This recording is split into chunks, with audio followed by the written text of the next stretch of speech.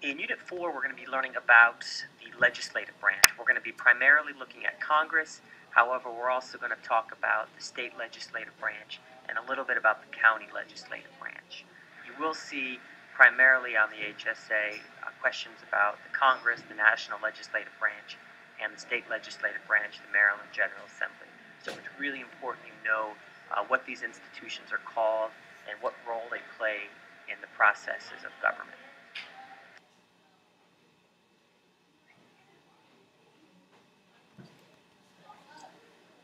The first thing you need to know about Congress is how we determine how many representatives each state has. So the first thing that happens is every 10 years, according to the Constitution, the national count, using this census data or population information, the national government then reapportions. Think of like portion as in like a piece of something. Reapportions, divides up how many seats / districts, it means the same thing, each state will receive in the House of Representatives. So a state like California with lots of people gets 53 representatives.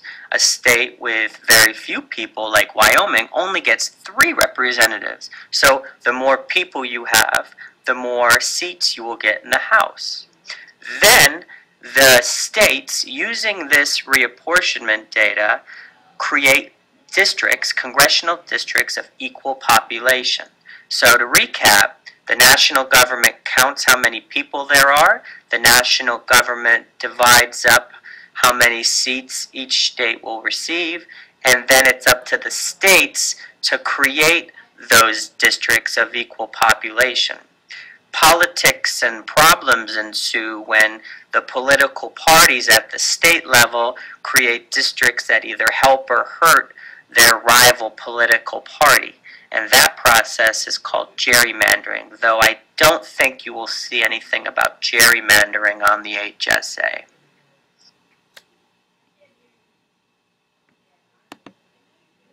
In this map, you can see the apportionment data from the last census in 2000, and you notice how states in the Northeast lost a lot of seats, while states in the South and Southwest and Southeast, for the most part, gained a seat or two. What causes a state to either lose or gain a seat in the House of Representatives? Yeah, it's population. Population, if you gain a lot of people, you gain seats in the House. If you lose a lot of people, you'll lose a lot of seats in the House. And remember, all of this data is based on the census, which happens every 10 years.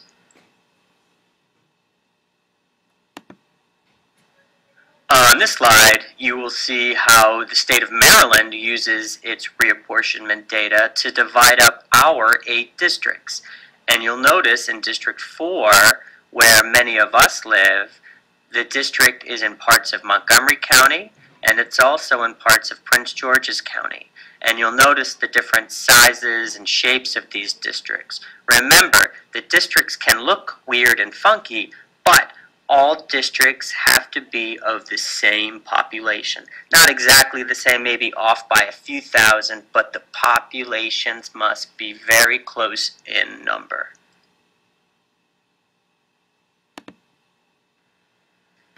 Now, if you need to complain to somebody about an issue in Maryland, you need to go to the Maryland General Assembly.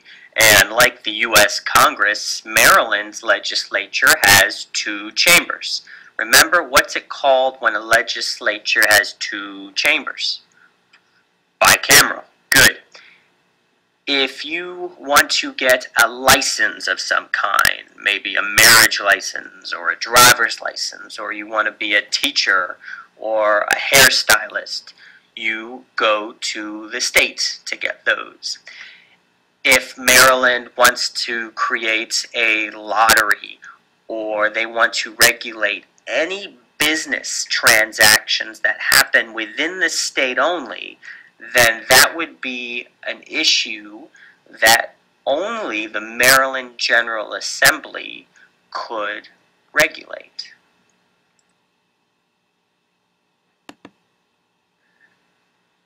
Most of the problems that people have in reality are issues that usually need to be solved by the local government, or in Prince George's County, our Prince George's County Council.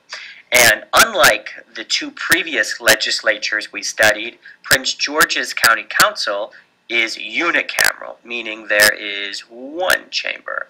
If you have a complaint about land use or zoning or building a mall or park or anything, you would complain at the local level and you'd go to the county council. If you want more police or fire or educational services in your community, you definitely need to know that you would bring your complaints to the Prince George's County Council.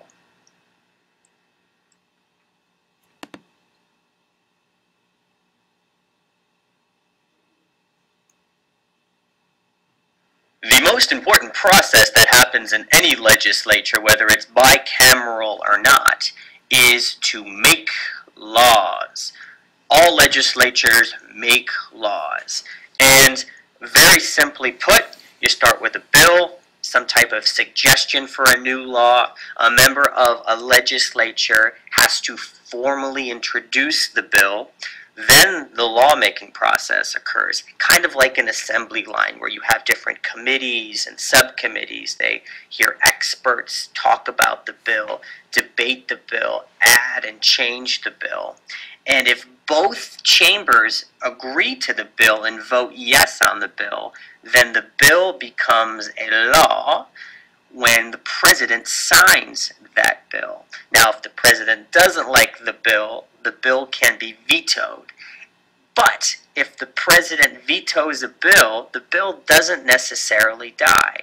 The bill goes back to both chambers of Congress, and if 2/3 of each chamber like the bill a lot, then the bill becomes law over the president's veto. Good old checks and balances working in our U.S. national government. One of the most important things you need to know for the HSA are how different groups and organizations in our society affect which bills are introduced in a legislature.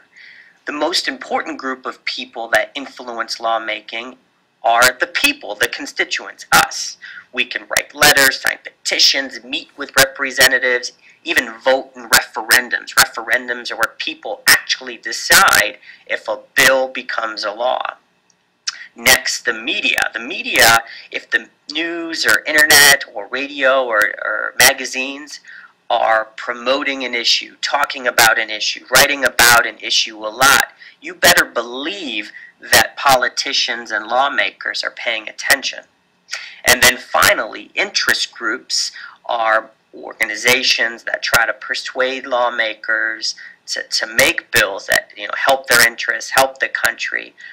Interest groups can meet with lawmakers, they can donate to a campaign of a lawmaker through their political action committee. Sometimes interest groups are seen as evil or negative, but in reality, many interest groups do great things. They're professional, lobbyists, professional people who persuade and try to make bills and laws that help lots of Americans.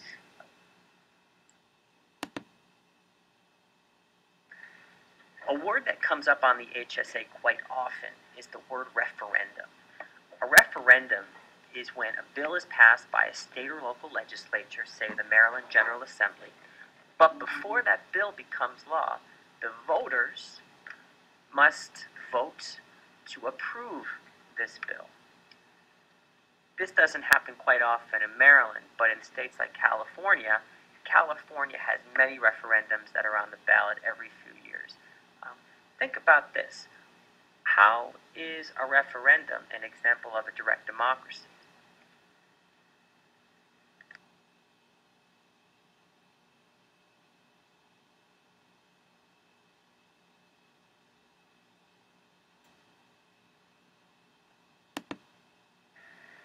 This is a graphic that shows the enumerated powers of Congress. And if you look in your textbook, you'll see that you can find a chart that explains these enumerated powers in more depth. The word enumerated is very fancy, and what the word enumerated means is specific powers listed in the Constitution. I would argue one of the most important enumerated powers are the money powers, especially collecting taxes. We often call this power the power of the purse, and we call that the power of the purse because a purse is a little bag that holds money, and once Congress gets money, it gets to spend money. Another important power of Congress that students sometimes forget is it's up to Congress to declare war. The president can't just declare war whenever he or she wants. It's up to Congress to declare war, as well as regulating interstate commerce as well as foreign commerce. Commerce is a fancy word for business or trade.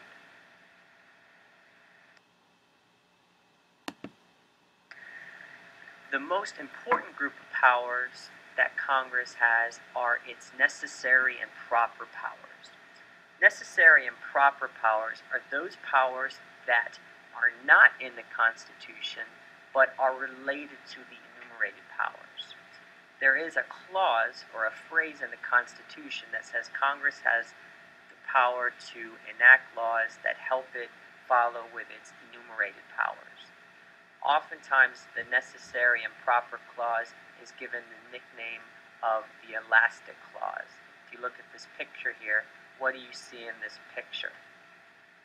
You see a rubber band, because a rubber band symbolizes the idea that the government can expand and do more things than what's specifically written in the Constitution.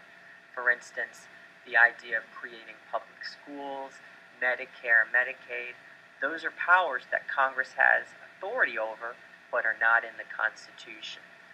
Instituting a military draft, something Congress can do, but once again, is it in the Constitution? No way. And then preventing discrimination in businesses and restaurants, that's something we take for granted, but Congress has the right to do that because of the necessary and proper clause.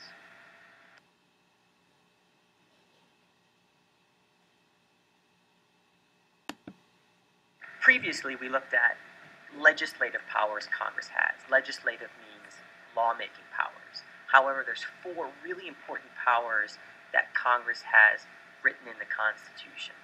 The first one of those powers is the power to choose a president. Now, this doesn't happen often, but if a presidential candidate does not receive a majority of electoral votes, then it's up to the House of Representatives to choose the president, while the Senate chooses the vice president. The second important non-legislative power of Congress is the power to impeach. The power to impeach means the House of Representatives can formally accuse the president of doing something wrong.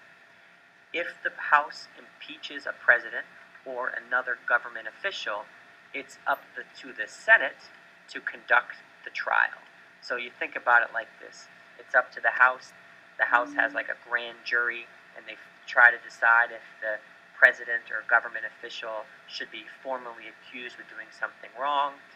If the House votes to formally accuse the president or impeach the president, just like the House did to Andrew Johnson in 1867, I believe, then the Senate conducts the trial and decides if the president should be kicked out of office and possibly face a penalty. This is something that rarely happens, but you could see it on the HSA.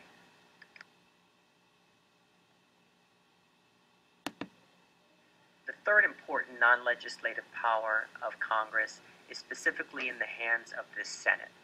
It's up to the Senate to ratify any treaty that is made with another country.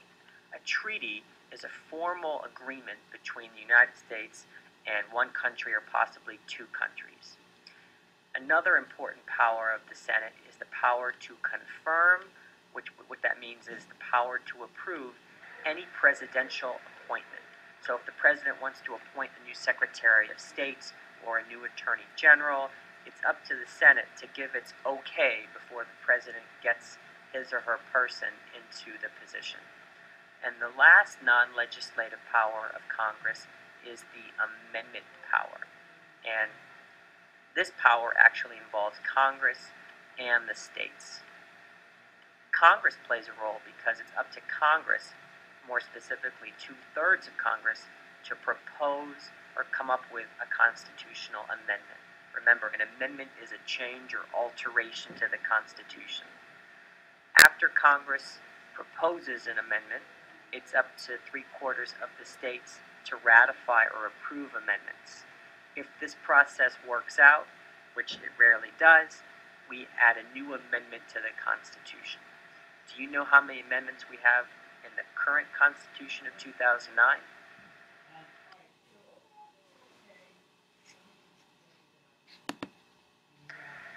Some of the most important laws that our Congress has made in the 20th century deal with civil rights. Civil rights are the political rights and freedoms that the government cannot take away from you. The Constitution lists them, the amendments list them. These are basic rights that the government at all levels cannot take away. The purpose of making civil rights laws is to prevent discrimination.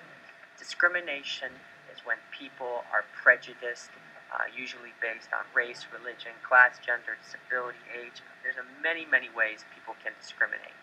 Discrimination is one of the most powerful ways to control a population and keep a population from advancing in society. The most important law ever passed by Congress to many people is the famous Civil Rights Act of 1964.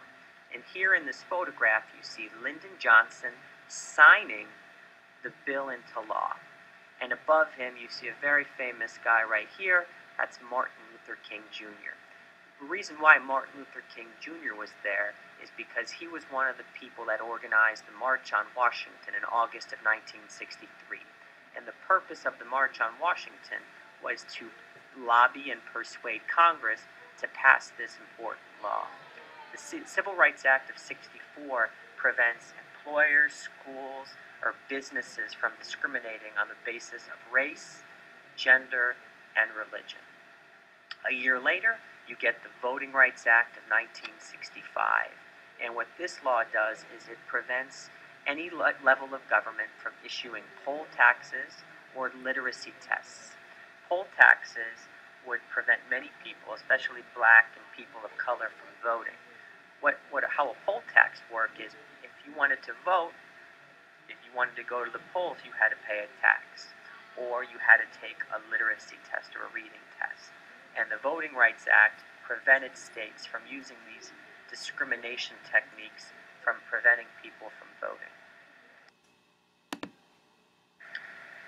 If you're a woman and you play a sport or participate in an extracurricular activity, you should thank Congress for passing the Higher Education, or better known as the Title IX Act of 1972.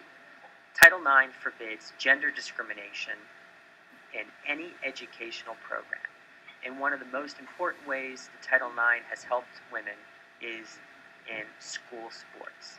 This happens at the high school level. It also happens at the college level.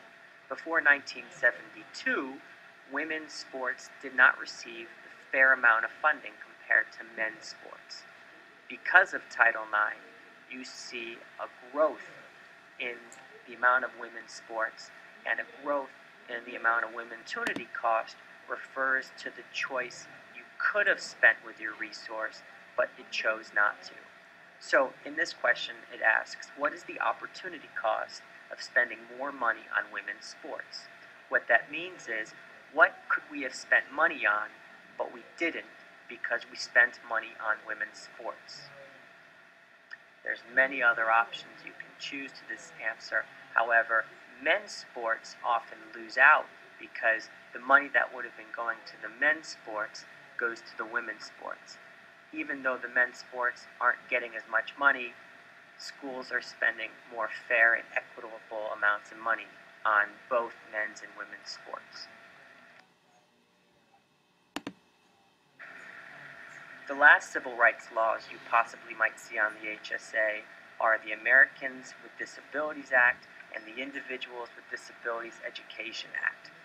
The ADA forbids discrimination against all disabled people, while the IDEA guarantees that any child, whether they have a learning disability or not, gains access to a free and appropriate education. Oftentimes, people assume that the Civil Rights Act of '64 only helped black people or people of color, but in reality, one of the most important groups of people that benefited from the law were women. Women today make up 51% of the population, yet only 36.4% of them are managers. What does that mean?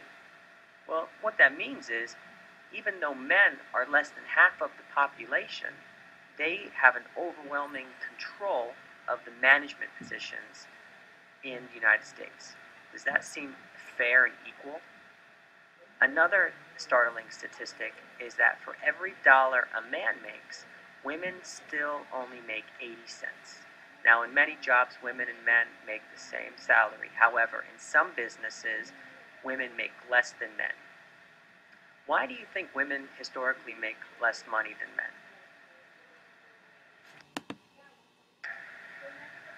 Before we move on, let's do a little bit of practice on these civil rights laws. Let's look at the first scenario. Ellis feels that he shouldn't have to take a literacy test in order to vote. However, the poll judge won't let him vote until he proves he can read. Does this seem legal to you? You should be shaking your head no. Ellis feels that the Voting Rights Act of 1965 is not being upheld. Number 2. Juanita is frustrated that the boys soccer team gets new uniforms and cleats this season, while the girls team must wear smelly old uniforms and cleats. Does that sound fair? Which law do you think is being violated? You're right, it's Title IX. Women should be getting fair compensation when it comes to after-school activities like sports. Number 3. Norman Najaf walks into a Kentucky Fried Chicken after school. Norman overhears 2 workers making jokes about his skin color. That doesn't sound right to me. Which civil rights law is being violated here? You're right. It's the Civil Rights Act of 1964, because businesses cannot discriminate on the basis of race or ethnicity. Number 4. Crystal Cumpleaños recently broke her leg and uses a wheelchair. Crystal is annoyed that the mall does not have an elevator to make her shopping experience more pleasant. Which civil rights law is being violated here? You're right, wheelchair. That should mean to you that the Americans with Disabilities Act is the law not being represented here. And finally, number 5. Reggie Randall has legal documents that require him to have extra time taking tests, but his teacher refuses to let Reggie have extra time. You're right, that doesn't sound right to me either. Which law is being violated? The Individuals, Disabilities, and Education Act of 1997, yep, that's the law that's being violated.